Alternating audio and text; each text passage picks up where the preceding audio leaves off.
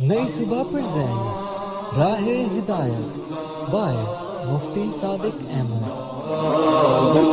الحمدللہ وکفی والصلاة والسلام علی اشرف الانبیاء اما بعد۔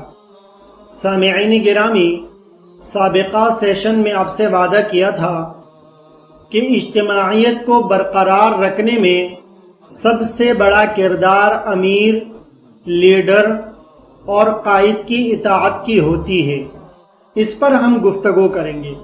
اسی کے بارے میں قرآن کریم مسلمانوں کو ہدایت دیتے ہوئے کہتا ہے، اے ایمان والو، اللہ کا حکم مانو اور رسول کا حکم مانو، اور ان کا بھی جو تم میں سے حکم دینے والے ہیں، یعنی تمہارے معاملات کے امیر اور قائد۔ پھر اگر تم کسی چیز میں اختلاف کر جاؤ اور تم لڑ پڑو تو اسے اللہ اور اس کے رسول کی طرف لٹاؤ۔ اگر تم اللہ اور یوم آخرت پر ایمان رکھتے ہو، یہ تمہارے لیے بہتر ہے اور انجام کے لحاظ سے زیادہ اچھا ہے۔ سورہ نساء آیت نمبر 59۔ عزیزانی گرامی، یہ آیت مبارکہ اسلام کے پورے مذہبی، معاشرتی، تمدنی، اداراتی اور سیاسی نظام کی بنیاد کی حیثیت رکھتی ہے۔ اسی آیت کی تشریح احادیث کی روشنی میں کرتے ہوئے حضرات مفسرین لکھتے ہیں کہ حضرت ابو ہریرہ رضی اللہ تعالی عنہ سے روایت ہے، آپ صلی اللہ علیہ وآلہ وسلم نے فرمایا، جس نے میری اطاعت کی اس نے اللہ کی اطاعت کی، اور جس نے میری نافرمانی کی اس نے اللہ کی نافرمانی کی، اور جس نے امیر کی اطاعت کی اس نے میری اطاعت کی، اور جس نے امیر کی نافرمانی کی اس نے میری نافرمانی کی۔ صحیح بخاری۔ حضرت ابن عمر رضی اللہ تعالی عنہما سے ایک اور روایت ہے کہ آپ صلی اللہ علیہ وآلہ وسلم نے فرمایا، ایک مسلمان پر اپنے امیر، لیڈر یا قائد یا حاکم کی سمع و اطاعت فرض ہے، چاہے وہ مسلمان اس امیر یا لیڈر کو پسند کرے یا نہ کرے، الا یہ کہ اگر وہ امیر یا لیڈر اسے نافرمانی کا حکم دے تو پھر اس نافرمانی والے حکم کو نہ مانے۔ اس کا سننا اور اس کی اطاعت کرنا اور ماننا پھر مسلمان کے اوپر لازم نہیں ہے۔ صحیح بخاری۔ حضرت شاہ عبد القادر رحمت اللہ علیہ اپنی تفسیر موضح القرآن میں لکھتے ہیں، اختیار والے کون لوگ ہیں؟ تو کہتے ہیں، اختیار والے بادشاہ، قاضی اور جو کسی کام پر مقرر ہو اس کے حکم پر چلنا ضروری ہے، جب تک وہ اللہ اور اس کے رسول کے حکم کے خلاف حکم صادر نہ کرے۔ اگر صریح خلاف ورزی کرے تو پھر اس کا حکم نہ مانے۔ عزیزانی گرامی، سوچا کہ آج کے سیشن میں پھر مناسب یہ ہے کہ ہم باصلاحیت امیر، لیڈر، قائد یا انصاف دار حاکم کے اوصاف اور خصوصیات آپ کے ساتھ شیئر کریں۔ قیادت اور لیڈرشپ کا بنیادی مقصد انسانوں کی درست رہنمائی ہوتی ہے اور ان کے مسائل کا آسان حل فراہم کرنا ہوتا ہے۔ باشعور، باصلاحیت اور دیانتدار قیادت نہ صرف انسانی مسائل کے حل میں ہمیشہ مستعد، ڈیلیجنٹ اور سرگرم رہتی ہے، بلکہ وہ اپنے ماتحت چلنے والے ادارے، جماعت، سوسائٹی اور معاشرے کی خوشحالی، امن اور ترقی میں بھی کلیدی کردار ادا کرتی ہے۔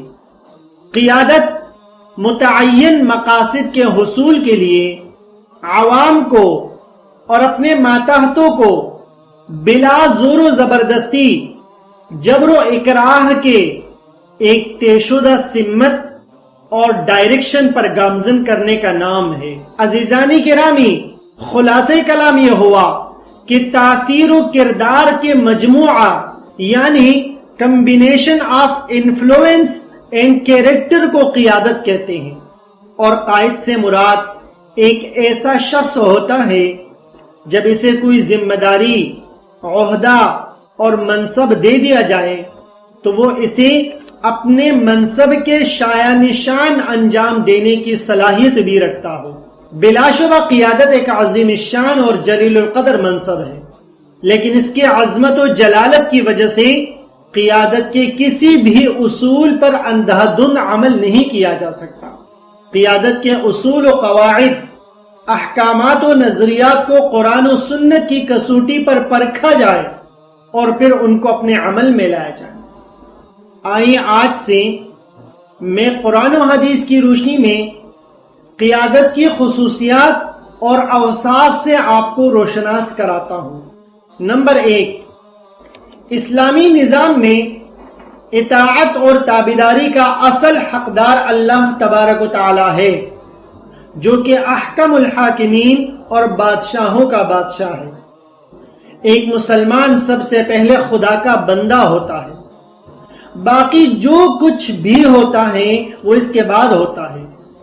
مسلمان کی انفرادی زندگی اور مسلمانوں کے اجتماعی نظام دونوں کا مرکز و محور اللہ رب العزت کی فرما برداری اور وفاداری سے ہوتی ہے۔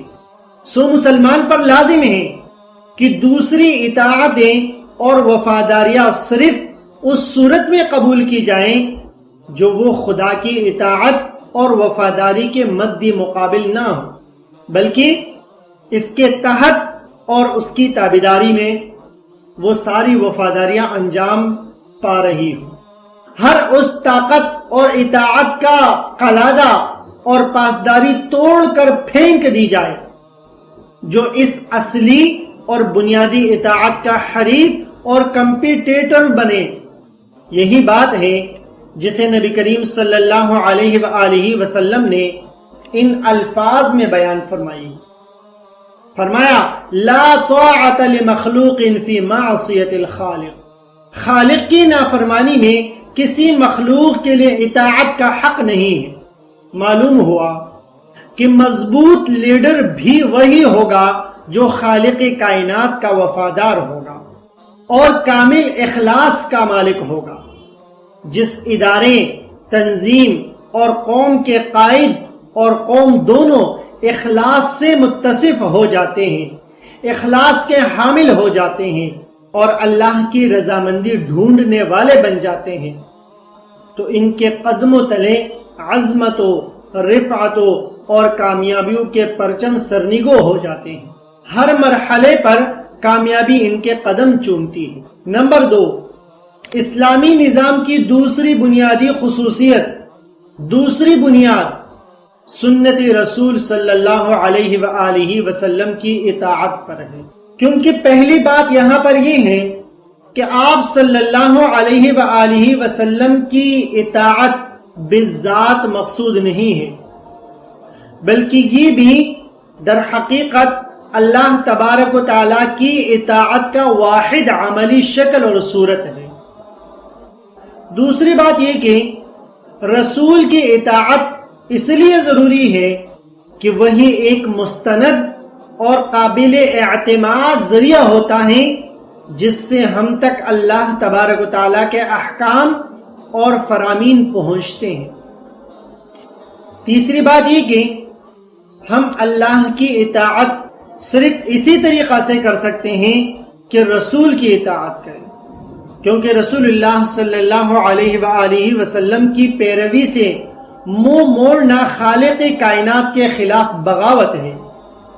اسی مضمون کو نبی کریم صلی اللہ علیہ وآلہ وسلم نے یوں بیان فرمایا ہے، من اطاعنی فقد اطاع اللہ ومن عصانی فقد عصى اللہ، جس نے میری اطاعت کی اس نے اللہ کی اطاعت کی، اور جس نے میری نافرمانی کی اس نے خدا کی نافرمانی کی۔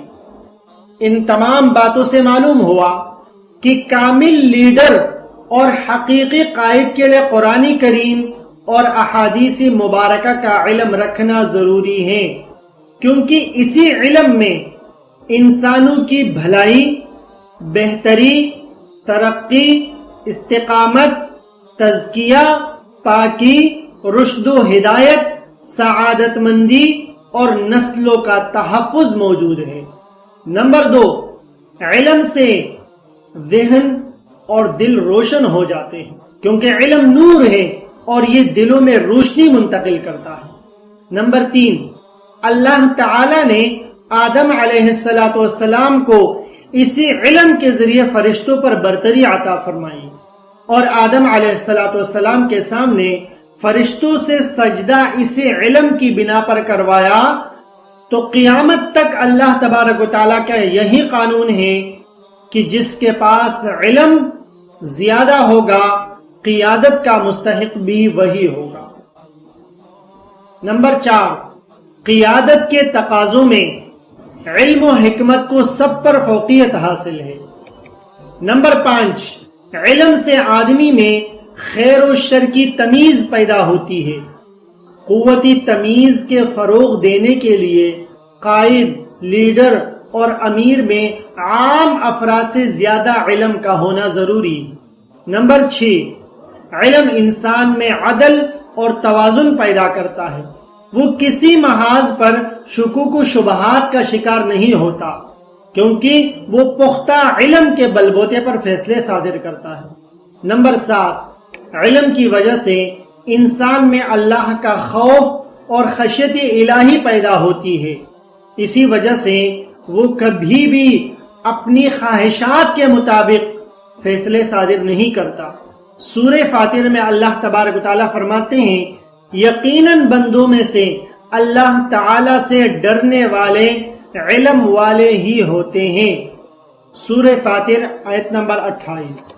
نمبر 8، اسی علم کی وجہ سے اعمال میں حسن اور خوبی پیدا ہوتی ہے۔